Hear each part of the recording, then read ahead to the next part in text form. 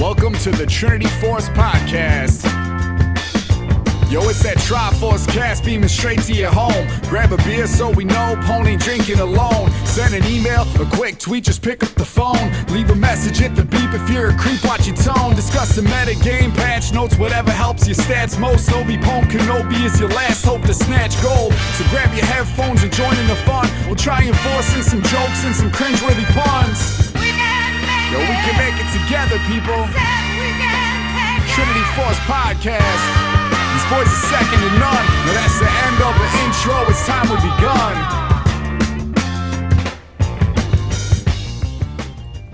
Hello, everybody. Welcome to episode number 458 of the Trinity Force Podcast. It is a Monday evening as we record this, and we have more than 3 people total on the podcast. As Santana, Dom, Mitch, and Moon all join us. And I'm going to have to yell at Moon for typing. You're just making it worse for Lance Furtick. I'm trying to make sure I was hosting the podcast. My bad, dude. Shows up late, starts typing. Fucking. He was on time today. Rocking the on beard. the time. On the time. You heard me. It was your fault for not having the overlay ready for 5 people. We've never had 5 never people happened on the before. Just wait until we have 6 people. I don't have an overlay Unprecedented. ready for 6 people. I only have a 4-man and a 5-man overlay. RIP. So, as of last week, we talked about Urgot and Kayn with Skyen, and I hope you guys enjoyed that. This week, we're going to follow up a bit on Kayn, more about his abilities, how he's playing. We'll talk a little bit about patch 7.14 and what you should be looking for, and potentially some previews in the 7.15, because I'm sure those will pop up as we are talking through. And if we have time at the end, we'll answer a couple listener questions. But before we get to that, I want to tell all of you guys to head over to BuddhaBoxers.com/TForce. You can go check out our new landing page with the Buddha Boxers guys. If you don't know about Buddha Boxers, they're really comfortable. They're really comfortable boxers, right? They're made from bamboo. They absorb sweat. They're great for gaming. They keep you comfortable all day, so there's no reason, if you're not already wearing those like really lightweight, awesome T-shirts they've been making now, that you don't, let your other bits, your man bits, get hugged as well. So go check them out. Code TrinityForce for 20% off. BuddhaBoxers.com/TForce. Hey, speaking of man bits, don't you have some other stuff to talk about? No. Are there any bits for the female listeners? The next thing? What, the whole baby Cogswell thing? Is that what you're alluding to here? Baby Watch That- 2017. Yeah. Which we were freaking out all last week when we didn't know if you were going to come on. I mean, hey, it's okay. Well, It's not your fault. It's kind of your fault. Well, But I got told by the doctor on Tuesday that baby would be here by the weekend, and but essentially they were like, I will be surprised. The doctor told my wife, I will be surprised if you make it till Monday, and it's Monday, and she's still very pregnant. So, And the doctor is surprised. yes, and the doctor Very is surprised.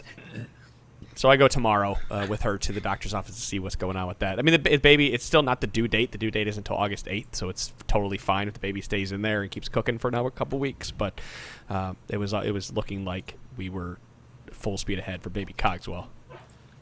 But yeah, once that baby comes, I probably won't be on the podcast for at least a couple episodes. I'm sure I'll still end up making it around, but there'll be a couple episodes there where I'm hanging out with this crying, screaming little brat. It'll be great. You seem yeah, thrilled. which I am thrilled, actually. I'm really excited to meet my daughter. Aww. do you have a name yet, or are you allowed to talk about it? Yeah, her name is talk about it's Charlotte Clementine Cogswell. CCC? Triple C. CC. Nice. I just went to Triple C Brewery today, a couple days ago in Charlotte. So I have a special kindred with, well, not quite, but at least foreshadowing your daughter's arrival. There we go. As long as, can you just make it come out soon? Actually, I was upstairs before we jump into one last thing. I was upstairs and I was running by my wife, saying, I gotta go. And she looks at me. She's like, okay, I thought my water broke, but it didn't. You're good. Surprise. I was like, it's 8:04. Can you just hold it in for another hour? But no. Baby. I think she would actually... We got you. Priorities. I love it. That'd be justifiable homicide, I feel like, would be the outcome of that if you told her to wait for an hour to go to the podcast. No jury would convict her. Yeah, right. Well, let's I'd be go more ahead. impressed that she murdered you. Like, Have you met her? While trying, You met Mary? in labor. no, I've met Mary, but just like, my water broke. The first thing I'm going to do is murder my husband. That's impressive. I was a future murderer. It's okay. Okay. I wouldn't put it past her. Oh, okay. All right, let's talk about Kayn. I like this Legacy of Kayn, the soul. Shadow Reaper. The first thing I said is I haven't played that. Did nobody else make that connection? I figured that was the joke everyone was gonna make. I got it. Isn't that his other skin? Isn't it Soul Right. Reaver? No, there's He has also a the video skin. game from like the mid 2000s. Dope. I would guess is when that came out. I didn't look it up. Oh yeah, my does God, he, I played the does he demo. look like Alright. a specific character or something? So Kayn is the new This is champion a on the necessary Rift. conversation. Yeah, Kayn is the new champion on the Rift. I'm sure a lot of you have played with, against, or seen him banned. For those of you not in the know, Kayn is we talked about him last week, right? He's just a guy with a weapon that turns him into either an assassin or an evil tank style champion. That's like the easiest way to talk about it. So I'm gonna leave that open ended because I could probably talk about Kayn for 20 minutes, but I'm just gonna let anybody else who wants to jump in and take the conversation go for it. What? Like I feel like a lot of people shit on his win rate early, and yet he did get some professional play over the weekend. Is what Santana was telling me. I think he's 2 And and 3. Which is, considering how garbage tier everyone was calling him at the beginning of the week, or at the beginning of his release. Like, I think that's actually says a good bit, because it means that people who are good and have played him have seen what they can do with him, and are at least thinking he's pick worthy in the professional scene. Which we were talking about, that win rate should be going up. But then again, as was in our Slack earlier, his win rate is still pretty trash. I mean, it depends on where you look, but it's anywhere from 43 to 46. Yeah, It's anywhere from last to last in jungle, no matter what. He's It's- not last. I He's think, not last in OP.gg. I will give him that much. All I think- right, cool. I think you got, there you got was- that. Well, there was a really interesting point that was brought up right before the show about Kayn that I think shed some light on why he's seeing professional play despite being like a really low tier pick in solo queue. He kind of has like the Bard effect on the game. He's this character with these like new mechanics that haven't existed yet. So like specifically, I'm talking about the wall run, and I think that's the ability that opens him up to being special or unique, or earning him his role in professional play. So I think if you're coordinating teams that are coordinating around this like new crazy ability that opens up all these new possibilities within the game, he's probably great at that. But without that team coordination, he's probably going to be a bad solo queue pick unless they just buff him. See, I don't know. I think I disagree there. I think it's the type of thing you really have to dedicate a lot of time to playing Kayn and understanding just how many more ganking opportunities you now have, because you can come out of so many different angles and you can avoid so many things that all of his contemporaries in the jungle can't do. And that takes time to learn, and then also just additional effort to retrain how you go about doing this. But all of the good Kayns I played with over the weekend were the ones who understood. It's like, no, I don't have to just go through River. I can run through the opponent jungle in the weirdest route and then show up and still murder them, and it's a non-issue. Or I can go through Dragon Pit and then come around through the brush because they have the River Ward and they think they're not going to see that coming. Mm-hmm. Just what this opens up is so different relative to everybody else out there from a jungle standpoint. And right, and we're not all, and also along with just off his e-pathing, his Q goes over walls too. Mm-hmm. Mm-hmm. So he gets double the amount of unique paths. Like even if you're talking Dragon Pit, you can just queue over Dragon Pit, walk all the way around, and then just rift and then go through the wall. Yeah, that's a lot of thing other people can't do. They're still usually gated by the amount of time it takes them to go around the wall one way or the other. Mm-hmm. So you're whichever side you're playing on, you get to use that as your specific you use that to influence your own decision making and how much time you have to get out of trouble or something. And with Kayn, you can't do that. And there's even an interesting path if you're blue side ganking red side bottom lane, you can actually wall through. There's a very specific part by the Gromp you can wall through where you're in between the vision of both turrets, and you can get into that bush and then just gank bot when the wave crashes. Yeah. He just gets all these really cool pathing options that no one else really can do. So the cool pathing options I like them, and I agree with you guys. I think that does open them up to be unique and like Moon said, the surprise effect, right? I got a chance to play with and play as Kayn.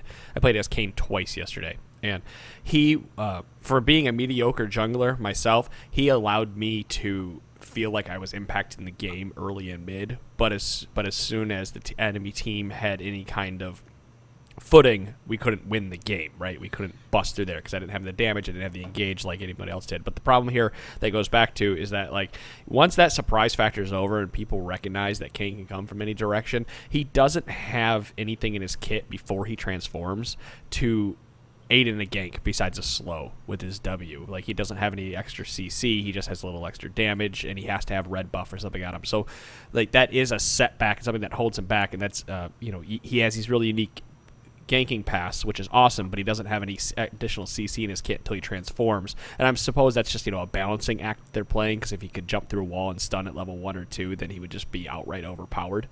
But that's the way, that's Riot's way to gate him.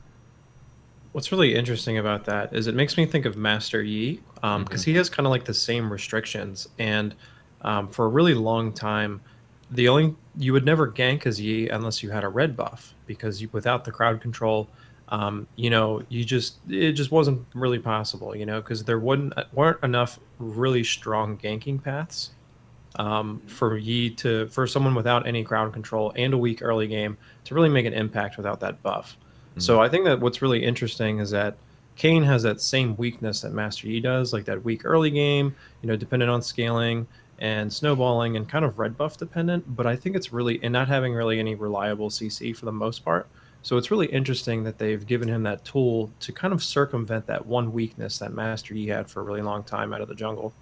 You have to, right? Because he has to beat on enemy champions to transform. If you don't transform, you're pretty worthless.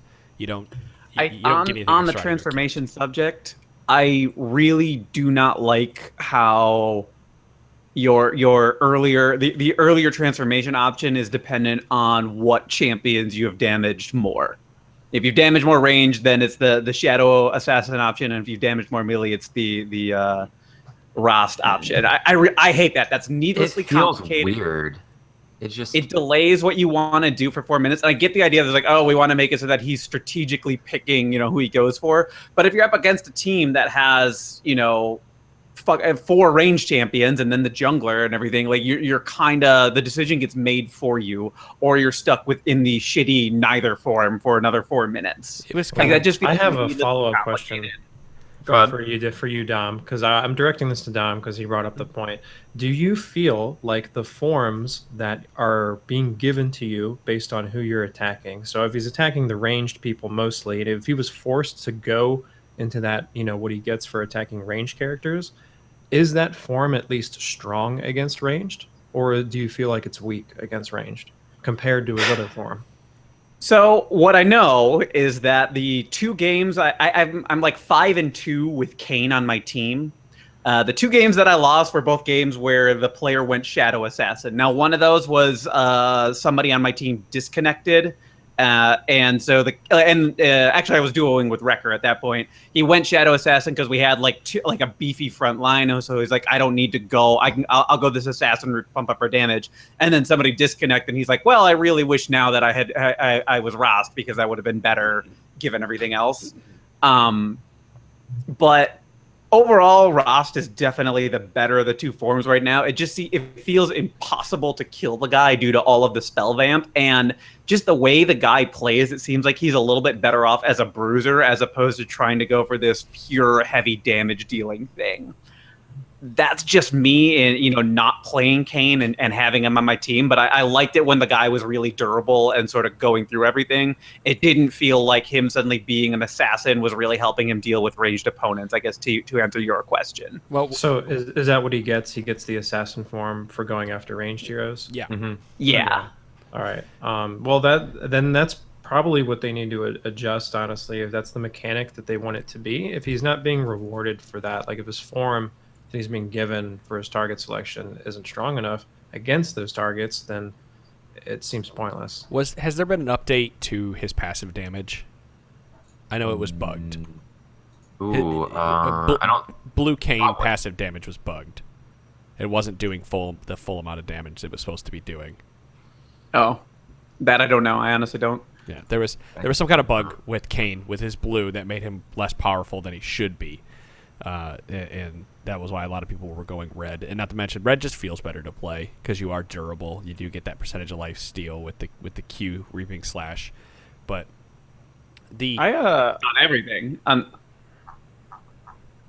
of the abilities aren't changed different ways, but like I would actually be curious to see if they end up taking away that timer and just having it be like you essentially build up getting to use your passive, but not like, I know that would kind of fuck with the lore a little bit in terms of like he's battling the fight against the scythe, but I think to Moon's point, like it seems weird to gate how you want to make your champion based on what you're attacking. It wasn't as bad as you thought it might be. Like, I'm sure there are going to be cases where, you're playing into primarily ranged, but like I played into a team comp of primarily ranged and ended up damaging the jungler more because I just happened to be where the jungler was at in the ganks, and I was able to transform into raced like I wanted to because our team needed that over the Shadow Assassin one, just because of the way the ganks was working. Now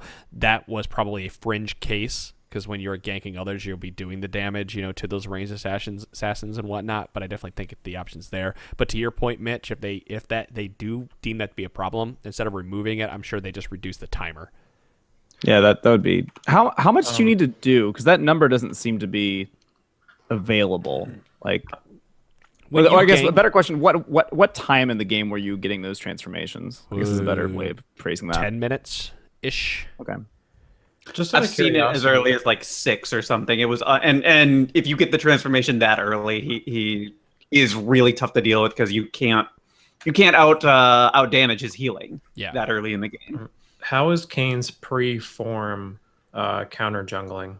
He actually has a pretty good jungle clear, even pre-form. Like, it's really healthy. He can solo race by himself at level 1 with taking little to no damage. You just Reaping Slash in, kite the race, Reaping Slash, kill the last big one, then E through the wall to gain your life back, and then you are just right into red, right? So you can solo race. You could be topside. If you went race red topside, you could be topside by 216.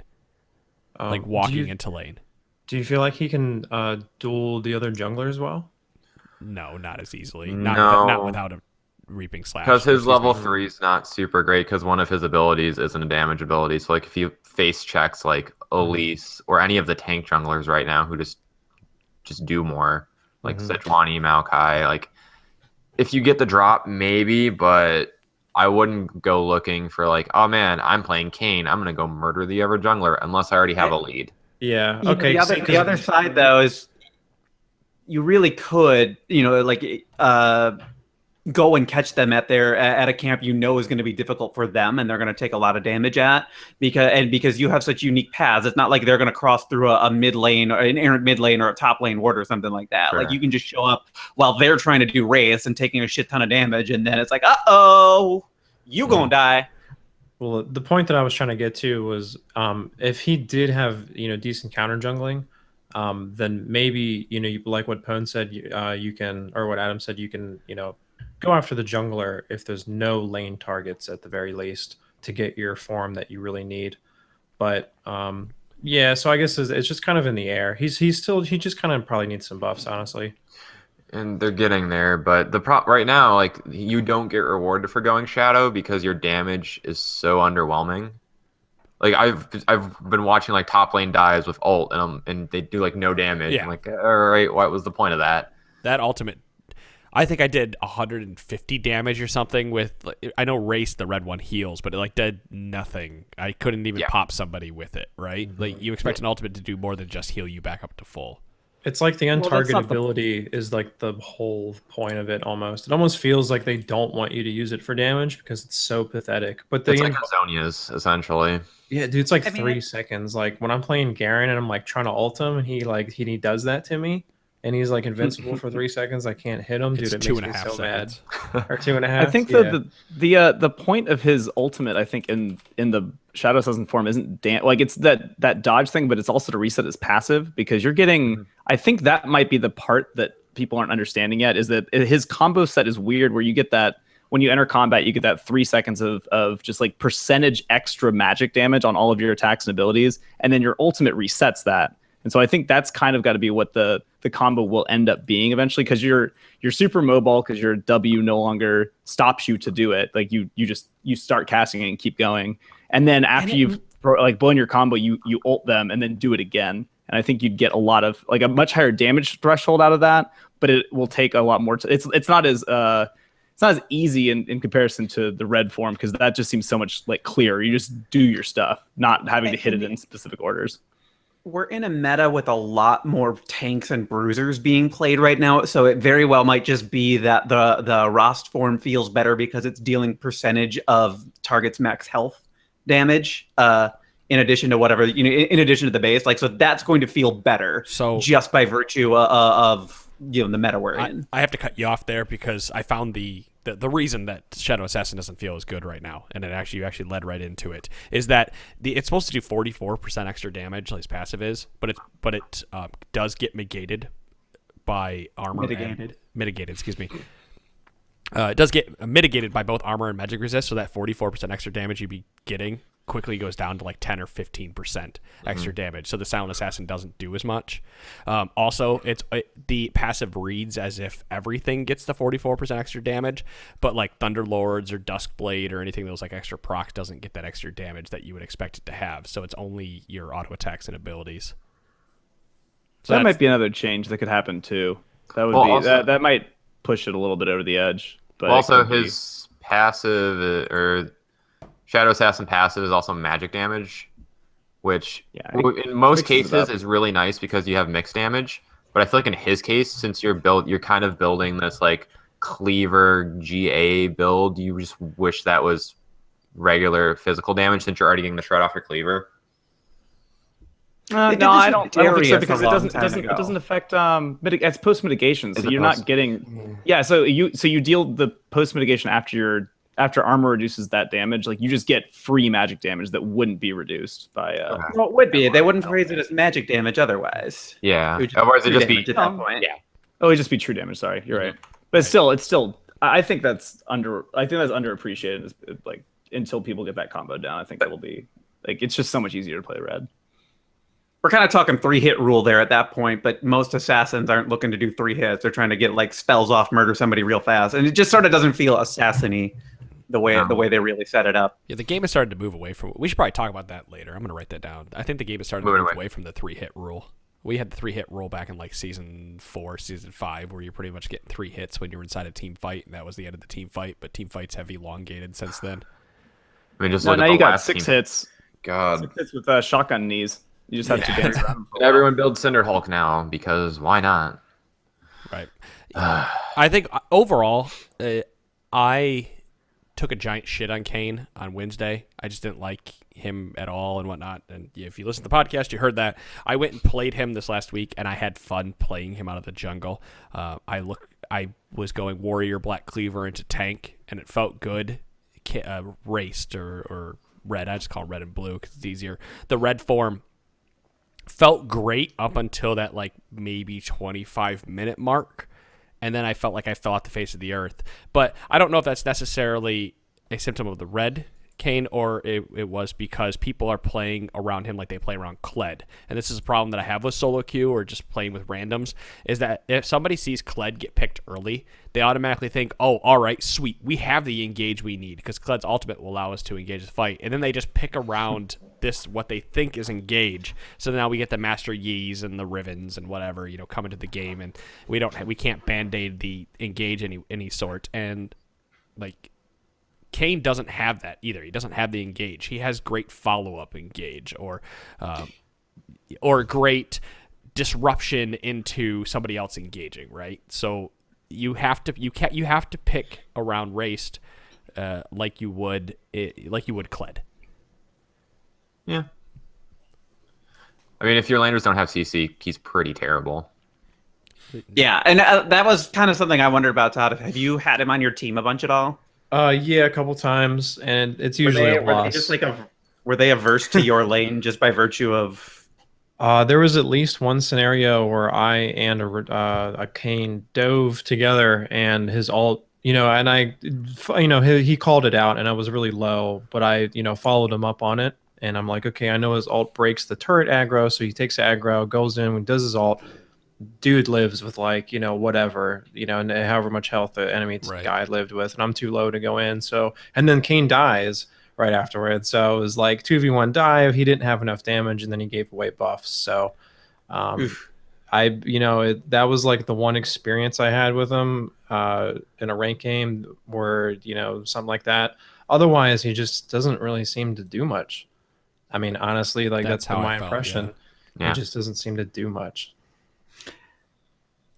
I guess I think he's going to he like more and more people will struggle with them the higher they climb, just because you have to execute him really, really well to do it. But I kind of feel like players who sit down, like low MMR players who sit down and really figure out how this champion works and sort of dedicate themselves to mastering this one champion out of the jungle, can use him to climb pretty fast and quickly, because the type of stuff he's doing is totally changing the rules that players have otherwise decided are set in stone. You have to play differently around Kayn than any other jungler in the game because of his wall movement.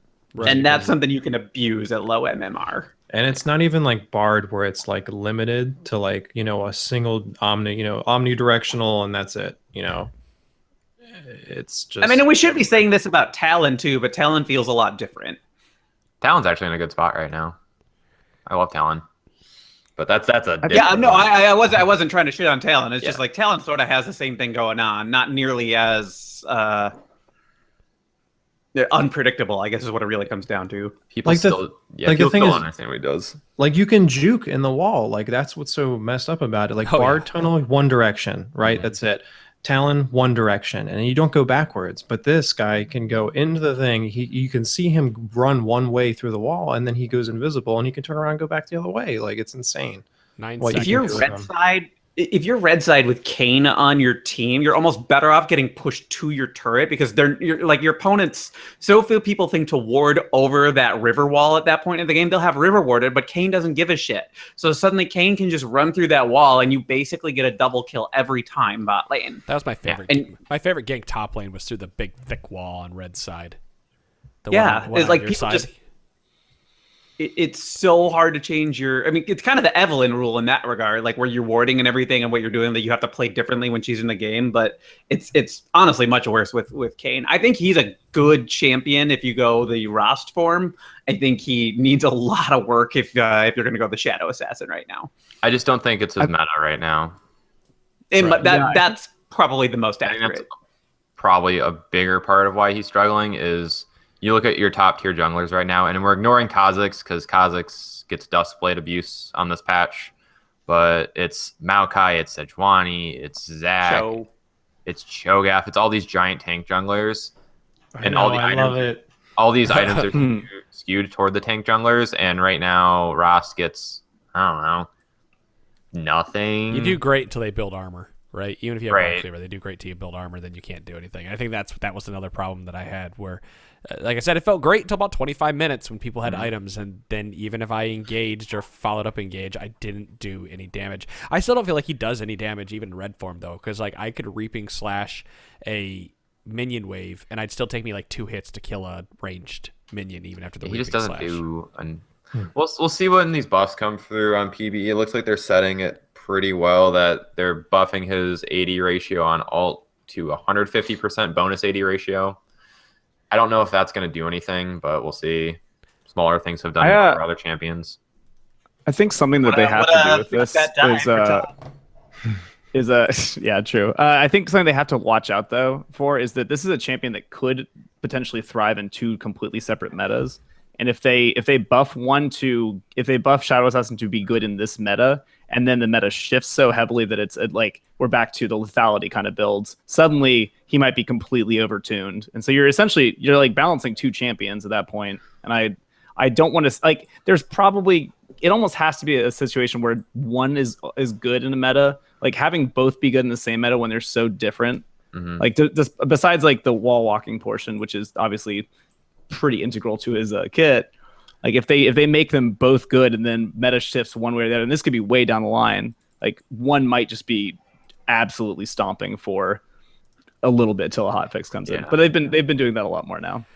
The League of Legends wiki needs to update their attack damage chart because they have 5 champions tied at 5th with the highest AD, but Kayn actually beats them by 1. Kayn has 60 AD to start with, and Galio, Jax, Malphite have 59 AD to start with. We no longer have a Cool. 5-way We're getting back tie. to our trivia. Oh, Our God, exciting trivia from last week. I forgot Galio has really high base AD. I was just looking. I was curious if they might buff his base AD at all, but they don't need to because it's 60 and that's high. I know it's just like forum talk and Redditors or rioters just kind of being like, here's what we might be doing. But you see they're looking at nerfing Galio again. Really? Yeah, because he keeps getting picked in pro play, and they're like, all right, well, I guess we got to look at him again, even though his win rate in solo queue is real bad, if I remember correctly. Oh, yeah. It's not good. He's in a tough spot. Yeah. Which is really surprising, man, because like only a patch or two ago, it was a nightmare. Like, yeah, like quick it was crazy how quick it changes. It's so strong, but I feel like he's falling into the same problem that Azir fell into, like where he was this top tier, like, oh man, he's pick ban LCS, and you go to solo queue, and outside of like Diamond, it's pretty not great. Yet there he is, good old Galio.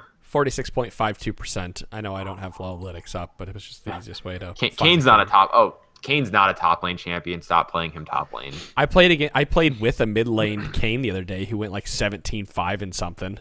Dude, mid lane Kayn should be straight too, because you can still take advantage of the walls. But You get top the lane roam. just doesn't. You're like a worse Talon. Potentially. Actually, I think I had a mid lane Kayn on my team one time, and it worked just fine.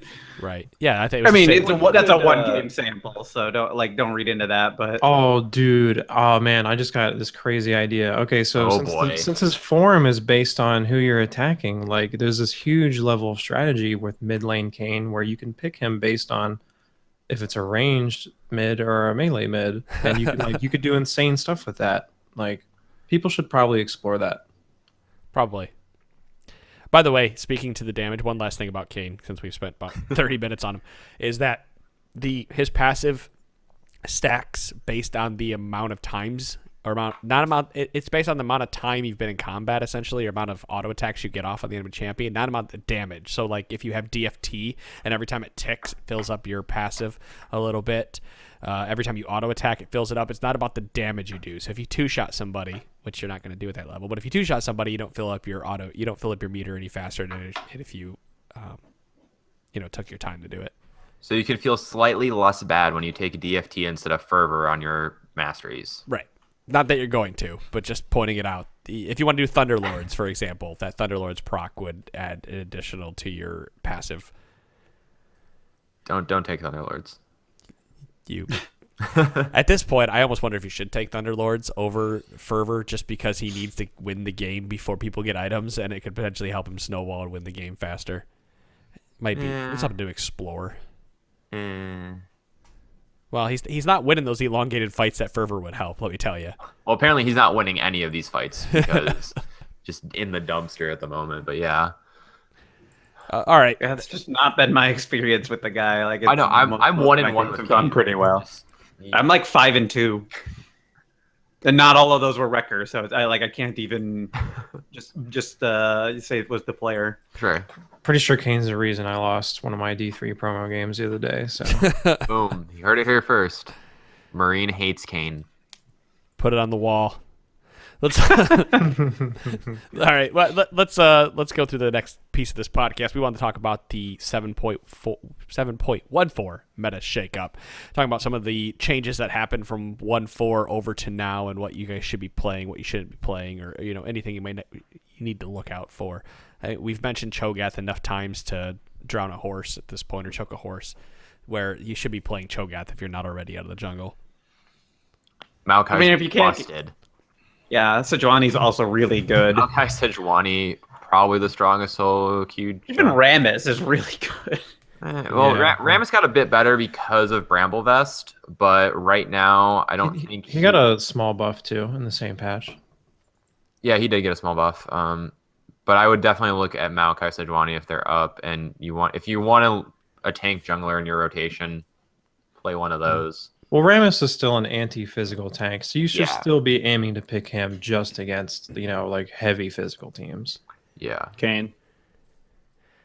Not Kayn. Honestly, Garen is pretty good right now if you guys need a top laner. That's what I've heard. I've heard Garen's pretty good. You have a fun story about that.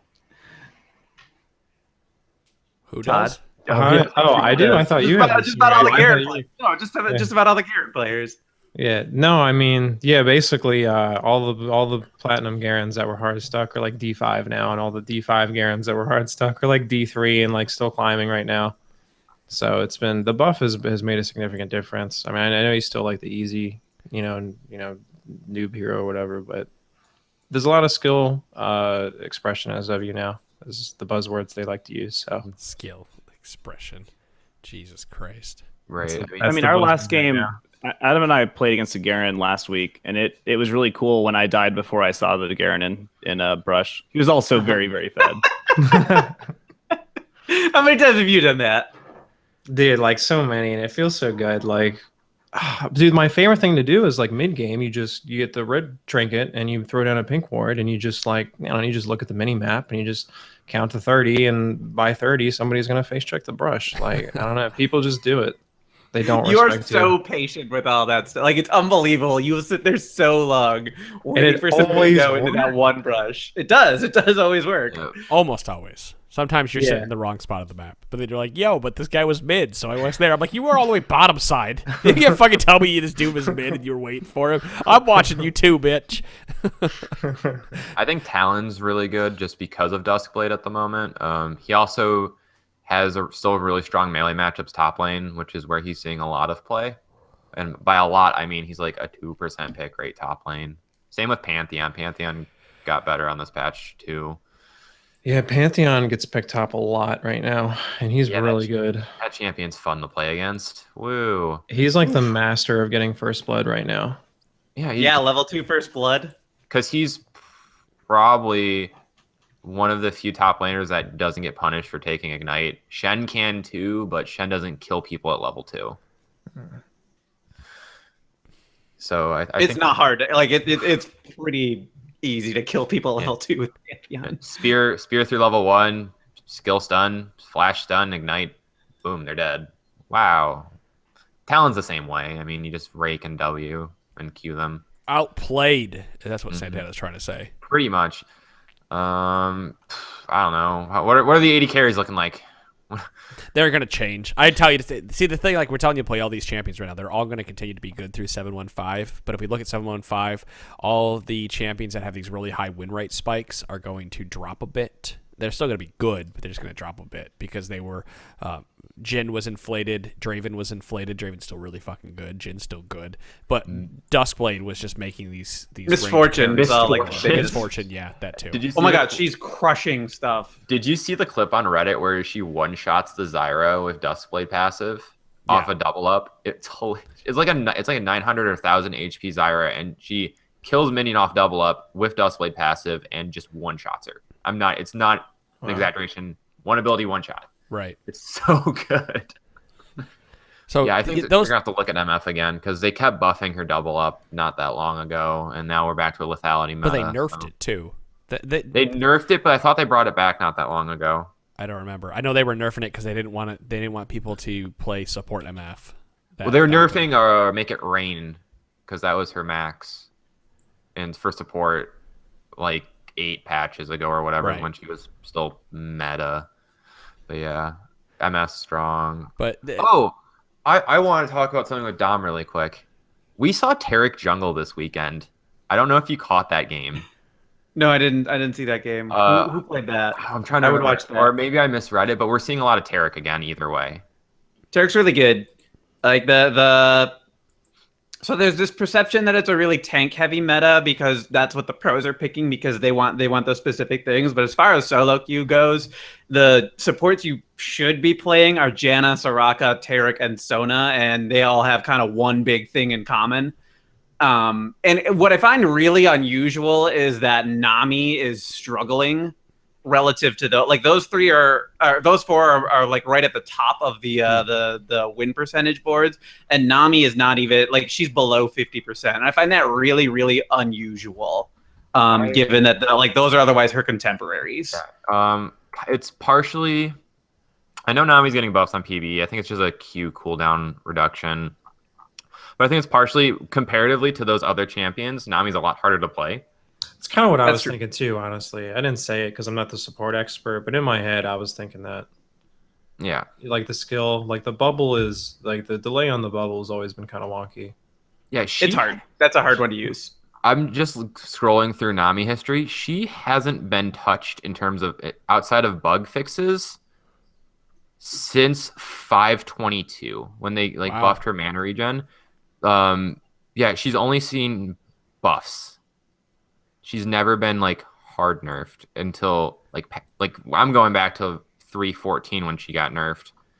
But outside of that, she's only seen buffs. So yeah, and looking at it, it seems like most people are still going Eye of the Watcher on her, and they probably should be getting Talisman because Talisman's really, really good right now. Giving Talisman the Janna passive as its quest reward, no surprise, ended up being really, really powerful and really, really good. Even if teammates don't know how to appreciate what that's doing for them, it doesn't matter. It's just really, really good. Go figure.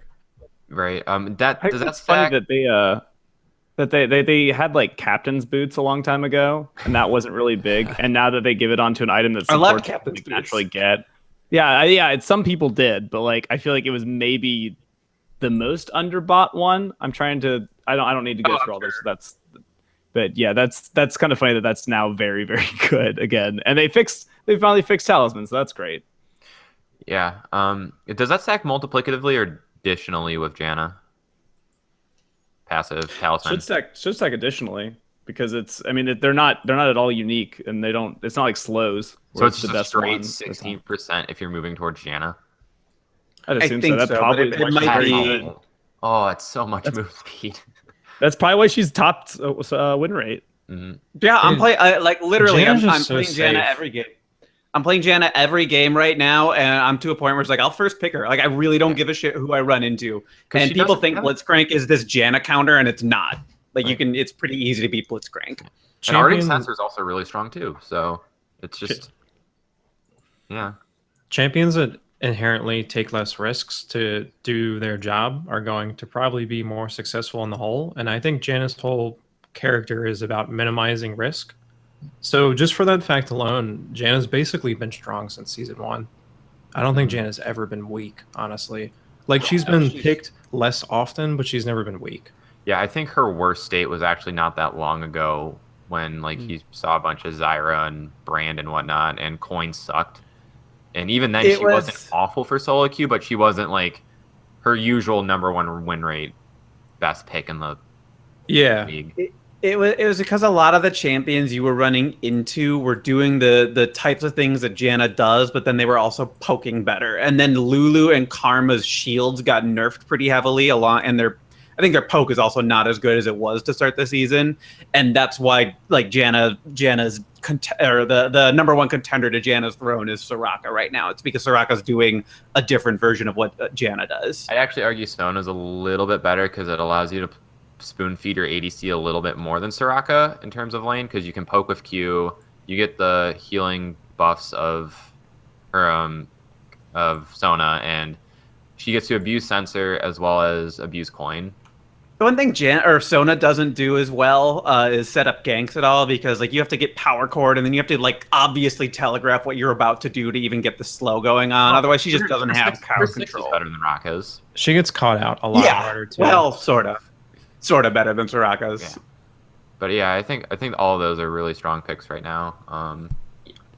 The other thing that's been popping up a lot more since it got reworked, the return of Righteous Glory.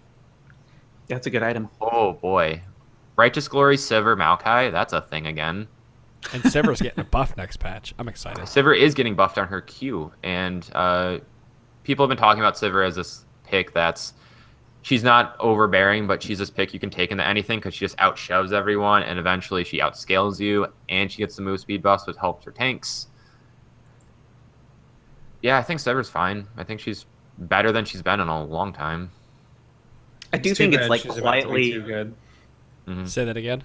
I said it's too bad that she's about to be too good. Oh, Yeah, she's gonna be. I don't know if she's gonna be like S tier, like S. This is No, it's like if A she's tier. up, you take her because she still has some decently bad lanes, kind of. She'll be like the character that gets picked if like Twitch is off the table or whatever. Right. You know, or Solo queue, yeah. She goes the number from- one pick right now. yeah, she goes from B tier to A tier next patch is what happens. She's not up there in S tier, and it depends if we're talking team or solo queue, right? Because she could be an S tier solo queue pick with the right team comp, kind of like CLG's Aurelion Soul Bard Sivir comp. Mhm. So Yeah. I think it's quietly Trundle's time to shine. Is Just because there are so many tanks and bruisers being picked, and he like lets you deal with anything. Dude, he's support Trundle. I don't know. It felt really good when I played him the other day. There's not And we that lost many. because there was a disconnect on our team. Like we ultimately we lost that- again just because we couldn't fucking like account or deal with the numbers advantage they had. But Sure. Adam, you were in that game with me, right? yeah. Like that laning phase felt killer. Well, we were playing Janet Twitch, right? Wasn't that what we were playing into? I don't remember what we were playing into. Like we I'm bullied on them, and it was embarrassing for them. I'm pretty sure we played in the Janet Twitch, so like they really, it's a boring passive lane. Yeah, it was because I said you picked Trundle and it's a boring passive lane, but just a couple of. It's like when you play in the Janna, you have to play mind games with Janna and make Janna shield the wrong target, either shield herself or shield the Twitch, and then kill the Janna, then kill the Twitch, right? So playing the mind games worked out really well for us. I just never got to see. I saw a bunch of good pillars that you wouldn't get out of a normal support that blocked off some pretty good pass that allowed us to get some kills. So I really like that. I'm just not ready to say time of Trundle yet, but I do think that it is on the right path or the right line of thinking that Trundle could be good at a support. I just need to see more. The proof is in the pudding. I need to see the pudding. The other thing helping, although I mean Grass was always pretty good on him, but like he can use Stoneborn Pact because his Q is applying a slow as his pillar. So like that's always going to be putting Stoneborn Pact on, and so the AD carry is like healing while they're dealing damage, and then Trundle's just up there beating on something. I think that's actually a really good point. I actually was totally not in agreement at all with Trundle support up until you said that.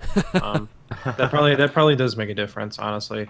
But I would say like for top lane Trundle, even though the junglers are tanks, the top lane meta seems like it's still assassin focused at the moment. With Pantheon being so strong, Yasuo is still as popular as ever. Talon. Riven is still as popular as ever. Yeah, Talon. I still see Jace. Jace is still good in my opinion, and I think Dustblade. I don't think you should be building Dustblade on him, but no, Yeah, but even if you're not, just the other lethality items are still really strong on him. So I don't think. So he's good with the item. The Jace main doesn't think people should even be buying him. I'm scared to figure out or to see what happens when people figure that out that you don't need to be buying Dustblade. I think Dustblade's a trap item on Jace. I really just think you still go Ghostblade Cleaver, and then really after that. I think Edge of Night is good if you need more. I mean, and Mortal Reminder is honestly a good pickup too. On him, and also GA is insane on Jace. And actually, a lot of the Oh yeah, I forgot about that. a lot of the Jace mains and a lot of the professional Jaces go Bork second or third now, which people forget he has a auto reset that has 200% attack speed or something silly. So It just maxes, I think. yeah, it maxes it out, but it's 2.5 seconds or whatever the max attack speed is. Yeah, But he's a really good just Bork sets user. it to max. What's really strong in a tank meta with Bork, it's pretty Santana, good. did you see that Jace Jungle got picked in the LCK? I saw that. I know some people. I know Smithy used to play that a season or two back in solo queue every now and then. I don't think it's great. It's not. I saw a Reddit thread, and one of the creators of Jace came in there, and they said they were originally designing Jace to be a jungler / be able to jungle, and that's why they added like the mana return on part of his kit. What is it? The W. on his melee W. Yeah. So So that's why they added that, so he could be a jungler. But it just turns out that he was way better out of lane, and then they just never tried to tune him to make him a jungler. Oh, what a surprise! 6 abilities in lane. Who would Yeah. have thought? Real good. Access to a ranged form from level 1. Yeah. And with one of the strongest long level range 2s. shot. Yeah, he's a poke melee assassin bruiser tank. It's great. Nothing wrong with that type of champion. I actually don't think he's overbearing as he was a couple patches ago since he ate the nerfs and some other Good. stuff. But he's still strong if you want to be a Jace main, he's still good. Honestly, Jace will never be as annoying as he was in Season 2 when Kennen and Jace ran top lane. Was that That season was like the 2? season earlier. And Elise. God, and Elise too, man. Remember when Elise was top lane? super fun. Oh yeah, that was more like season 3, wasn't it? Tank Was it Spider. 3? I thought it was. Yeah, I It was guess like end of season 2, 3. it was like She at least came out 4 in or 5. 2, but was not enabled for Worlds that year. That much I remember. Okay. Yeah, so that it was like a must have been season 3 thing. Because I remember playing Jace, Elise, Zac, all those. Because I was doing top lane. I was doing the Alienware Arena thing. So I was playing all of those champions. That was back when Katarina was good out of top with the 8 potion start. And Oh Dude. my. Oh, When the- yeah. Dude, when the top lane meta was like that, I was like, top lane will never be good again. That was like the one. I almost switched roles. I almost quit the game over it. It was melee only, and then it was ranged only. And I'm like this guy who only plays melee characters. And then it's like 11 pod start, and it's like, what is this? Yeah, what are you supposed to do against a Jace or a Kennen or an Elise with 11 potions? nothing. You buy like. I forgot about that. Did you also forget about red pot start Rivens? Oh, that was fun. Never forget about that. I remember that. too. Oh god. Dude, Red Pot Zhao was nasty. I used to do that. The Q level 1, the 3 procs. Oh, it was dirty. Here we are, like, look at this patch, and we're like, let's go back to season 2. Let's reminisce of when Ignite used to give 5 AD and AP, so it was common for 2 people to run in the lane and ignite each other just to get the extra AD just and burn AP. it, and it's like, all right, cool. That was good trade, man. I remember top laners in pro would just walk up and go chick, and then they would just go to farming.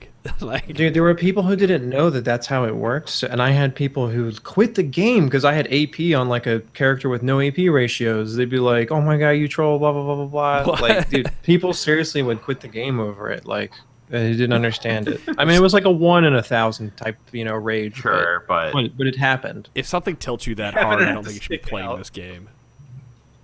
Like, Jesus Christ, you're gonna get tilted over somebody having 5 AP. Oops, I have runes with AP on them. I mean, I know that's not what it was, but like, oh no. Yeah, dude, I've seen people quit over you load into the game and they're like, "Why do you have AP masteries?" GG, we lost. damn, man, I don't even know what to say to that. Well. Anybody else have anything else to add to this before I close out the show? I think we have derailed this podcast a bit. Yeah. None of this. Some of this will change next patch. Not a lot, but we'll see. We'll talk about Who that knows? Wednesday. All I would add is the patch is getting ready to hit anyway, so I wouldn't honestly, if you hear this podcast, I wouldn't rush out to like change your play style. I'd give it 2 or 3 more days, wait for 7:15 to land, and see where things end up. Right. Yeah. Yeah, I think we gave you.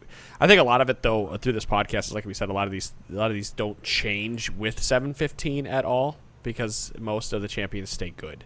They might just be either a little less good, and there might be a couple champions. Like Cho'Gath is just a little less good on 7:15. He's still playable. I feel, to your point, I feel like the marksman out of all of the current, I don't know, winners out there, I feel like the marksmen have the most to lose with the next patch over anything else, just by virtue of the Duskblade changes that are coming. No. I think it's still really good for all the melee champions. Yeah, it is. I agree with that. 100% taking stuff along my hands. Oh, I don't know if you guys actually mentioned this, but Nunu got hotfixed. Again? No, this was this was like a week ago or Oh something. no, we right? mentioned that. Okay, cool. That's the only other thing I had. That was the new Zac hotfix, right? But that did. Yeah, fucking I knew nothing. Zach got hotfixed. I didn't know Nunu got hotfixed. That did nothing to Nunu. Great, you took some HP off. Hey, he dropped down some. Yeah, right. Yeah, Anyway, he dropped like 3%. 3% my ass. From 57 He's no longer to like 54. he's no longer king of the jungle. Nope. Cho'Gath took that. Hey. Who knew that infinite scaling on R with a percentage of max life damage on E would do that, right? And Cinder Hulk being really good. So, who knew, Riot? Who knew? I didn't know that. Would have never made that connection. Like right now, the only thing as far as Cho'Gath goes, I'm not banning him just because I'm sort of relying on the fact that nobody below Plat 3 even remembered Cho'Gath was a champion and certainly is playing him, right? Like that's really what I'm leaning into, and that's why I leave him on the board. Somebody will ban him. Yep. All right, we're going to end it there. That's episode 458 of the Trinity Force podcast. We're going to go play some League of Legends, guys. I hope you guys enjoy playing League of Legends as well, and we will see you Wednesday with patch 7.15 discussion. Guys, have a good evening. Peace. Later. Later, dogs. Bye.